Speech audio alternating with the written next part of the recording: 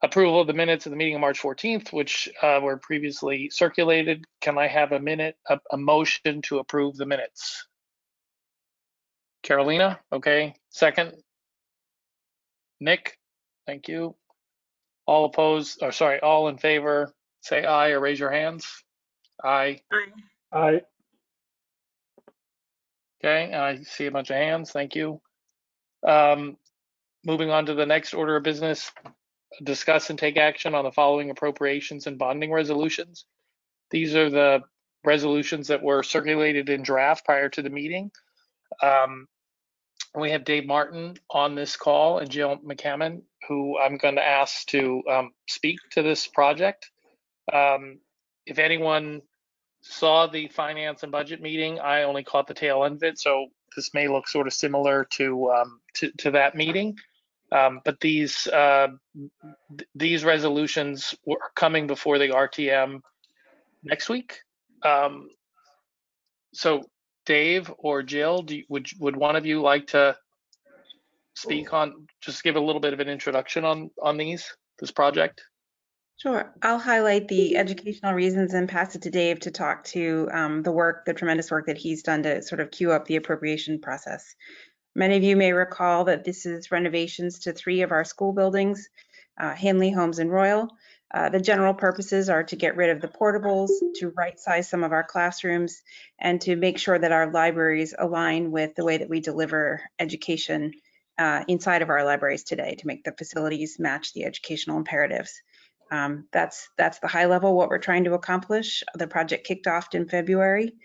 We've gotten a very small preliminary appropriation from the Board of Finance so that we can start the process, but we're looking for some funding from you all right now so that we can begin hiring architects, et cetera. And David, perhaps you would talk a little bit about the process and how the numbers are constructed. Sure. The initial appropriation for $102,500 from the Board of Finance allowed us to begin the work. So my understanding is that we have hired the folks to redo the surveys because they dated to 1995. We've hired a firm to do the asbestos and PCB and other environmental testing. They're looking at 3 different firms to do the traffic studies, but the architecture fees are substantial, and we won't be able to contract with an architect or construction manager until we get this next funding allocation, which is the exact same process that Ox Ridge funded. So methodology wise, I'll walk you through that just very quickly, but I just want to mention that the base for our numbers came from the April 2021 figures provided by Northeast Collaborative Architects. That data, if you haven't seen it yet, is all on the town website. If you go on the town website under government, other committees and agencies, HHR building committee, and then look under the committee charges and ed specs, there are 2 pull down options for information from Northeast Collaborative Architects. It has all of the ed specs and all of the designs that they laid out, including their cost estimates. But what we did to come up with these numbers was we took their cost estimates per building. We then added a 7.5% inflation factor, which we got from speaking to Rich Rudel at the administration. We added a standard 10% contingency, and then we came up with numbers. In the case of how do we come up with the initial appropriation amount for the Ox Ridge project, their initial appropriation was $3 million on what ultimately turned out to be a $63 million project, which is 4.8%. So given that these are 3 separate projects with, different plans and different surveys and all that, we thought it was appropriate to round that up to 5%. And that's how we got to the numbers for each of the buildings, 1.4 for Henley, 1,050,000 for Holmes, and 1,250,000 for Royal. David, you may see that Chris Price has just joined us. Chris, do you want to take a second to introduce yourself to the committee? Chris is our chair. We're lucky to have him. Oh gosh, thanks, Jill. Hello, everybody. I obviously don't know everybody on this conference, but it's nice to meet you, and we really appreciate all your all's effort helping us move this forward. We just had a meeting with the Rules Committee to get these appropriations on the agenda for the April 18th RTM. So we look forward to presenting in some more detail then. I apologize, I missed the beginning of David's presentation. But as you know, this is if I'm repetitive, I'm sorry. This is a interim appropriation to allow us to retain a number of outside providers like architects, construction managers, surveyors, traffic study engineers, et cetera. So it's important to keep this whole thing moving so that we can then get our full budget submission, I'm sorry, our full grant submission together for the state by no later than June 30th. And, have that all approved and on the agenda for the June RTM meeting. So that's why we're moving as quickly as we can to get that put together. Chris, or could you just give everyone a quick recap on, this is sort of the interim payment. What is our total spend going to be for the project across these 3 schools, and when will we likely see the next funding request? Yeah, we don't really know what the total spend is going to be. We have, frankly, old numbers from the Northeast Cooperative Architects. Go ahead, David. Well, I was just going to say, we based the numbers that you see before you on the Northeast Collaborative Architects estimates from 2021. And they did that based on their initial renderings and their ideas for the project. But we're in the process of interviewing architects currently, and then we will select 3. And when we narrow it down to those 3, each of those 3 will provide us with a charrette, which will be a relatively detailed initial plan, their initial ideas for the project. And it comes with additional financial disclosures in terms of how much they expect each of the elements to be, all of the soft costs broken out, all of the hard costs broken out, contingencies that they think are appropriate for each of those. For the Ox Ridge project, they used the data from the charrettes to come up with their $63 million number, which is the number that was approved by the RTM and the number that was submitted to the state to achieve their grant. We're trying to follow that same process. So in terms of when we will come back to you guys with the final number per se, based on what we expect to be the most likely designs for the project, we get the charrettes back from the architects on May the 9th, and we hope to take that through the HHRBC Building Committee, the Board of Selectmen, and the Board of Finance by May 17th. RTM rules on the 23rd, and you guys on the 23rd as well, so that we can get it before the RTM for the vote in June at the June 6th regular meeting of the RTM. Trying to get it all crammed into the schedule, all on the regular meetings, so that we don't have to have a special meeting for any aspect of it. Okay, thank you.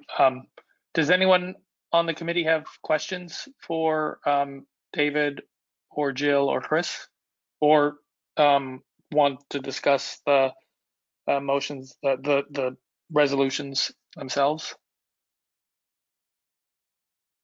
Peter? Hi, I want to make a comment, and then I have 2 quick questions for the gentleman. So as a background, I just want to make sure I'm thinking about this right. I was looking at the numbers in Mr. Palin's State of the Town address, and we show there how much debt we have historically, how much we have now, and I just want to make sure I understand what we're doing here, right? So we used to, at 2011, we had 100 million of debt. We built a high school. Then we delivered down to 60 million in 2019 and 2021. And now with Ox Ridge, again, we're going back to 80 million. right? Now we have these possible 60 million in front of us. So I guess the question is, assuming that these estimates are correct, that this, school between the three, the improvements will cost 60, 65 million. What is the peak debt that we're gonna have? We have, as town, in our taxes, paid about 10 million in debt service costs annually. So I guess the question is, what should we expect in 2024, 2025 this go to if we approve of this? And second question is, and I know it's a second step, we're just approving the 3.7 today, but I just wanted to get the whole picture and sort of raise these bigger issues, right, to everybody. And the second question is, how much is the state grant that we're asking for? Thanks. Well, the state grant, it's not, we ask for as much as the state can give us statutorily under their program. And we have estimates in terms of how much they may give us and what statutorily it can be. It's going to partly depend on how whether the state determines the projects to be renovations or additions and alterations. And there's also a fairly complex formula based on enrollment and school square footage and the amount of work that's being done. That all goes into arriving at how much of the total budget the state will fund. So I'm not trying to be evasive. The answer is we don't have a hard percentage at this point. We don't have a hard number in terms of what we're asking the state. We have a consultant that's helping us write the grant request for the state and is working with the state to make sure that we get the best possible result we can. But we have to go in preparing for the worst, which is possibly no state grant, that the town would be paying for 100% of these projects. But we're optimistic that we'll get some percentage of the projects funded by the state. Now, the Oxridge doesn't really provide a lot of guidance because it is a brand new build. And I want to say it was 7.5% of the total Oxridge project. And I think because ours will be either a renovation or an addition alteration, we will probably get a higher percentage. But I don't want to pin down to a number because we don't know that yet. Yeah, Peter, in the Oxridge case, the state has a fixed rate of reimbursement for new construction, and then it gets diminished on that square footage calculation that Chris was referencing. You're only allowed a certain number of square foot per pupil per grade level, and so you have to do all the math to figure that out. And then there are certain costs that the state will deem to be ineligible. So the actual stated rate for a new construction is 10% and change, but the effective rate after adjusting for the square footage and such not was around the 7.5% number that Chris cited. In our case, the stated number is a little above 20%, but we have to comply with the square foot issue. And then we have to comply with what Chris was referring to as, do they deem it to be a renovation or an alteration and extension? And the reason that that's important is that they have different reimbursement rates. Different items will be considered eligible for reimbursement versus not, depending on whether it's deemed to be a renovation or whether it's deemed to be an alteration and extension.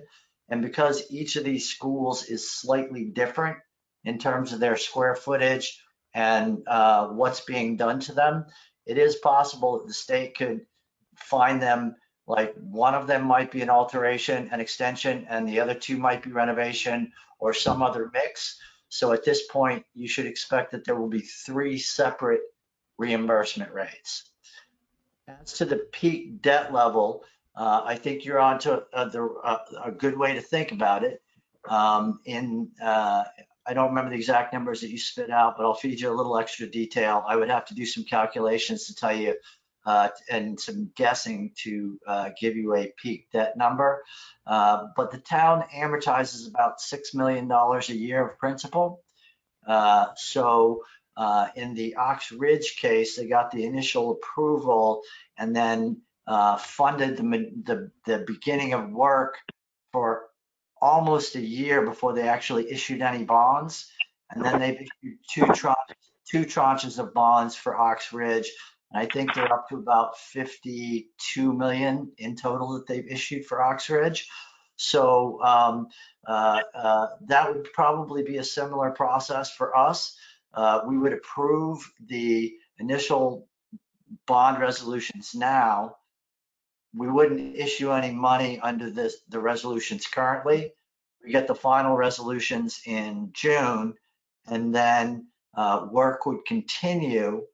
And then until enough work had been done that a material dollar amount had amassed, no bonds would be issued. So probably you could safely assume that no bonds will be issued before calendar year 24 at the earliest, which would allow us to amortize down another 12 million in debt.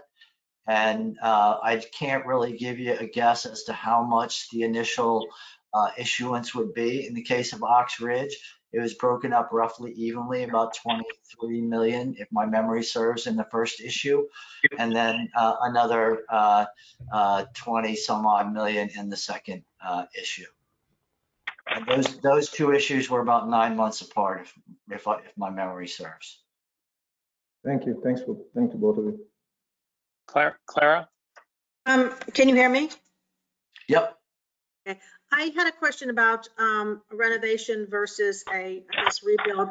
Are there any particular different requirements for a renovation versus a rebuild in terms of things like looking for, I guess, something like asbestos abatement would have to happen no matter what, but are there any things that you would have a choice about if it's a renovation versus a rebuild? And do you know that? Maybe you don't know that yet. Yeah, we do know that. What could happen, right, is to be a renovation, their criteria is that when the building is done, it should last for the next 50 years. So you could do an alteration and extension and the building would be in great shape, but the state might decide that other things outside of your initial scope need to be done to get it to qualify as a renovation, to entitle you to potentially greater reimbursement. And we don't know what that is going to be yet. Supposedly someone at the state level is looking at that for us currently. And my understanding is that the state will basically come to us and say, based on the educational specs and the initial guidance and plans that you provided to us, we view this building to be a renovation. If that's what they say, then great, we're done at that point. If they say, we view this building to be an alteration and extension, we will have the option to ask them, okay, if we wanted it to be a renovation to get the higher reimbursement, what else would we have to do? And then they would tell us, and we could make some estimates about how much that would cost and see if it's worth it to add it into the scope of the project. Because remember, it's not just the financial aspect of adding it into the scope of the project versus the increased reimbursement rate. There's also the time and the disruption factor in the construction process, right? Because if you're going to have to add extra things into the project, right? Like, let's just say, I don't know, I'll make this up, right? Let's just say they came to us and said, you know what? All the windows in Royal would have to be completely replaced, and you'd have to replace all the windows all the way around the building. Well, that's going to be significantly adding to the amount of time and a substantial disruption to the students, because the odds of getting that all done when they're not in the building is pretty low. So those would be the factors that would weigh in. We will certainly ask to see if it's worth it, but you know, we're going to have to sort of depend on the state to tell us where we're going to come out, and then evaluate if we have any options from there. Thank you. I would also add that our priority is the three things that we outlined.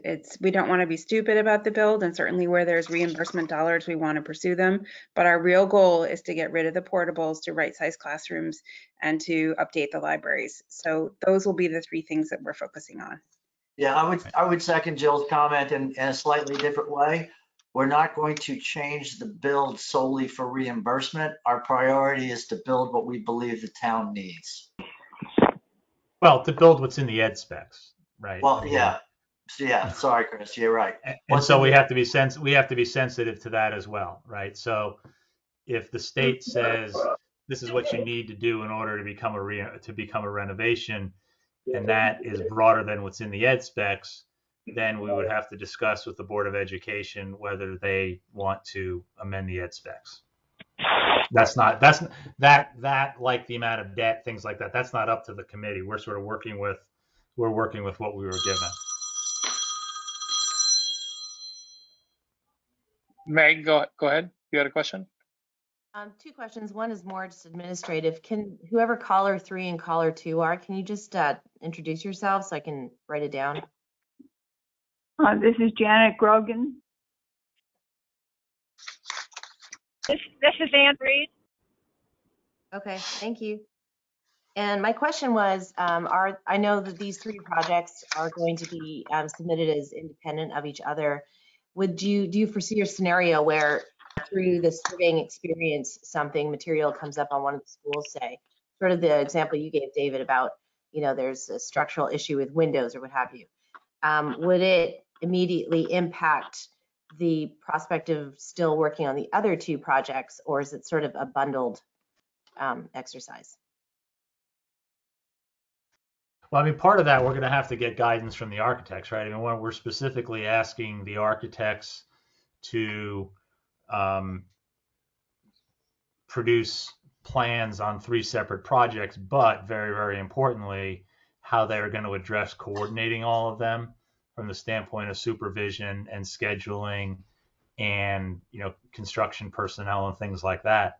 I mean, in terms of the unforeseen, if something were to come up that would substantially delay one school, I don't think that would slow us down from working on the other schools, right? We would keep those going. I think we would continue to, and we'll have to see, right? But I would assume we would continue to work with the same team, and they would need to resolve whatever that unforeseen condition was to try to get that project back on track. Understood. Thank you. Anyone else? Yeah, Nick. Yeah, I'm trying to understand a little bit more. On the renovation, was that they said it needs to last 50 years or 15 years? And then secondly, if they decide that it's an alteration and extension, does that mean that in their mind they think that there's something that should be being done that we didn't spec out in our 3 different goals? Nick, this is Dave Martin. Yeah, you had it right. 50. And I think on that second question, I think they take what we give them in terms of the ed specs and the drawings, and they tell us which category it falls into, right? It's not like we did something wrong if it's not deemed a renovation, right? I mean, a renovation is my understanding from our consultant is a much more significant project, right? You have to be working on one of the things they're looking at is what percentage of the building is affected, right, for it to be a renovation, and it's a higher percentage. So as the point David made about disruption, the likelihood of disruption is higher. There's trade-offs depending on which bucket you're in, right? If it's a renovation, there may be more categories that are eligible to be reimbursed, but it may cause more disruption and take more time and ultimately cost more money. And I think maybe important for the committee to understand our school buildings are in very good shape. We do a great job of maintaining them over time. Mike Lynch is tremendous. We've got a capital plan that we work through on a regular basis. So the state does have to look at some of its school buildings that may not be as well maintained and say, look, your base building is not in great shape. Please consider doing a larger project before you do an addition or alteration. But again, it could be that there's something we need to do, but overall, our buildings are in great shape. And so, I don't think we need to be super worried about finding, of course, you can always find something, but we're not concerned that the state's going to find that there's a large amount that's undone. And they're not coming to look at. And they're also working, as are our architects, with, there was a fairly broad conditions survey done in 2016. I recognize that 6 years ago, but a lot was done as part of that, and then that was also addressed in the Northeast Collaborative schematic that was done. To Jill's point about likelihood of big unforeseen problems.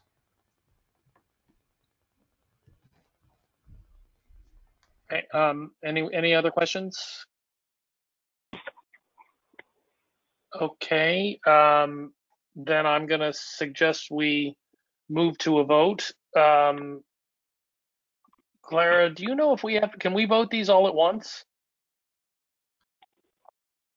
It sounds like they need to be separate. Yeah, the practice has been, I don't mean to jump in on your guys' process, but please. Separately. Yeah, it's been Board of Separately, Selectmen, fine, Board okay. of Finance, and Rules Committees all voted on them separately. Yeah, I think we Okay. agree. Okay, so can I take a motion to approve the resolution in form and substance as will be presented at the RTM meeting for the Homes Building Committee in the amount of $1,050,000? So moved. Second. Okay, so sorry, the so move, that was second Janet. was Barbara, and the first, okay, thank you, and the primary was Janet. All in favor, please say aye or raise your hands. Aye. Opposed? Abstentions? Okay, unanimous. Can I have a motion in form and substance similar to the resolution that will be presented to the RTM at the next meeting for the Hindley Building Committee in the amount of $1.4 million? So So moved. moved.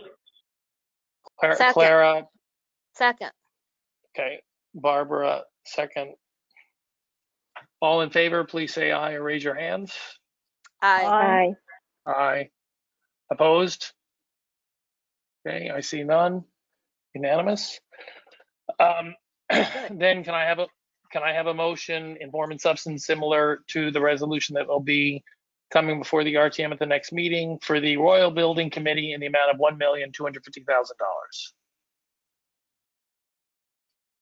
I make Can a I have motion. a motion? Oh, Teresa, thank you. Second. And can I have a I'll second? Second. Clara, thank you. Oh, there we go. All those in favor, please raise your hands or say aye. Aye. Aye. Any opposed?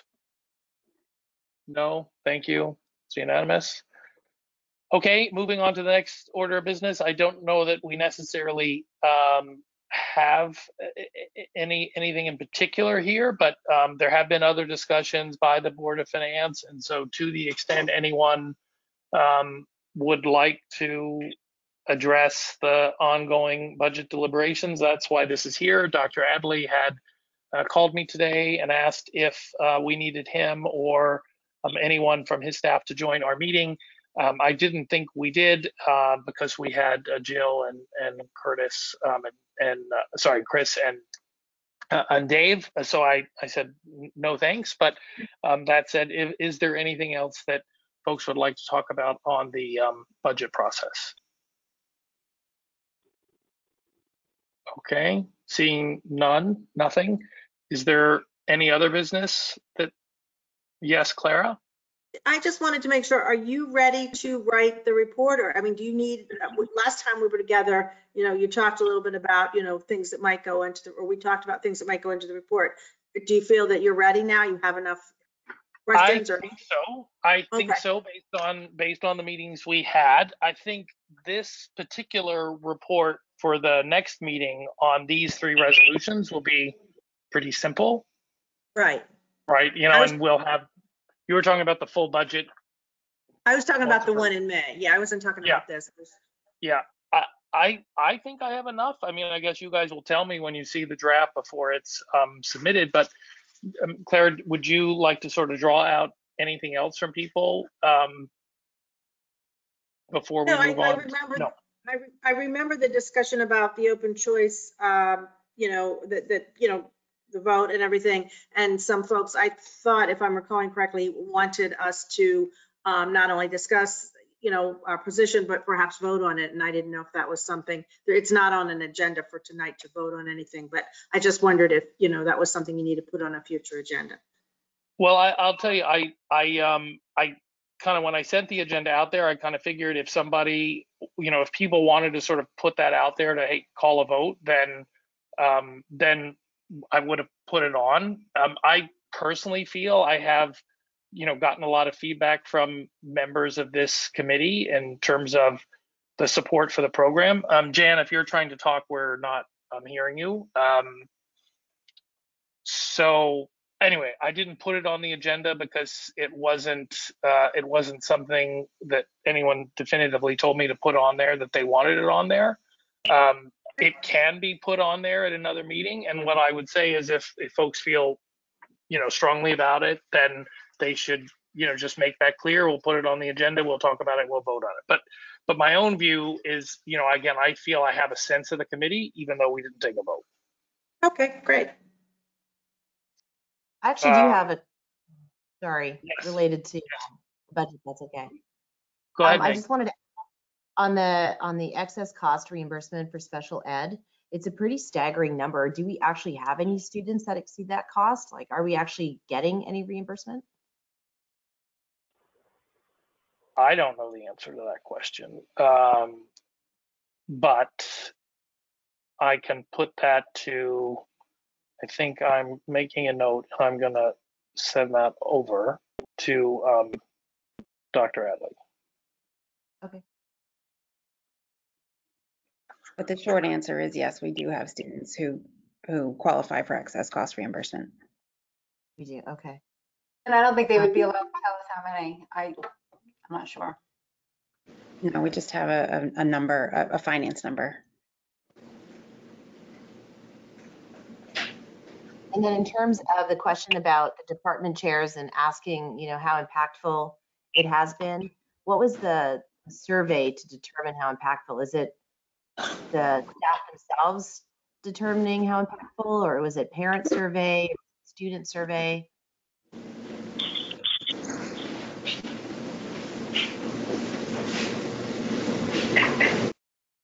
You can add that one too, Ed. Okay, got it. If I may, sorry, Ed, if I may, just to answer. No, that's fine. Sure, Peter. Yeah.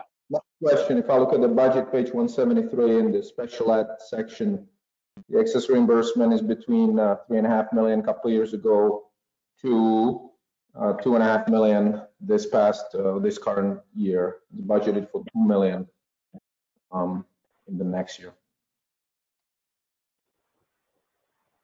Sorry, Peter, were you just making that observation for Meg, or was there a question? No, there was not a question. It was just observation from Meg. She was asking whether we do actually get any reimbursement, if I understand. Thank you. Thanks, Peter. Okay. Okay. Is there anything else? Okay. Any other business? I have a motion to go. Yes. Before we adjourn, Ed, I just wanted to thank you for taking on your additional position on the Blight Committee. And you're wearing 2 big hats. And I just wanted to say I appreciate it. Oh, I'm driving around town. I'm looking for blight. Don't be on my street. Okay. Okay, can I have a motion to adjourn? So moved. Second. Barbara. Okay, all in favor, please say aye or raise your hands. Aye. Aye. Aye. Okay, at 8:36, we're adjourned. Thanks, everybody.